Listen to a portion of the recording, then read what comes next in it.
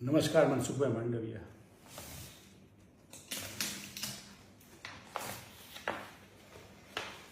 મનસુખભાઈ, આપને નહીં ધ્યાનમાં હોય પણ મારી ઓળખ આ હતી ને આ ઓળખ હેઠળ 10 વર્ષ દરમિયાન માણાવદરના વંથલીના ખેડૂતોના પ્રશ્નો હોય, બિયારણના હોય, ફર્ટિલાઇઝરના હોય, ધોવાણના હોય, પાક વીમાના હોય, ખેડૂતના પ્રશ્નનો સૌથી મોટો અમારા વિસ્તારમાં હતો અથવા ગુજરાતના 57 તાલુકામાં હતો તે ડાર્ક ઝોનનો હતો.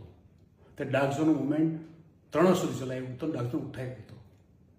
તે રીતે જુનાગઢ માટે 600 કરોડનું અભિયાન સરકાર પાસે પાછા લેવાના, જુનાગઢમાં લોકશાહી અભિયાન ચલાવ્યું આખા જિલ્લામાં, ને આ સિવાય જુનાગઢના ગરીબો વંચિતો માટે એક BPL સહાયતા અભિયાન ચાલુ કર્યું હતું. તે અભિયાન સોમનાથમાં, જુનાગઢમાં, પોરબંદરમાં, રાજકોટમાં, જામનગરમાં 5 થી 6 જિલ્લાની અંદર 21 તાલુકામાં આખું અભિયાન ચલાવ્યું હતું.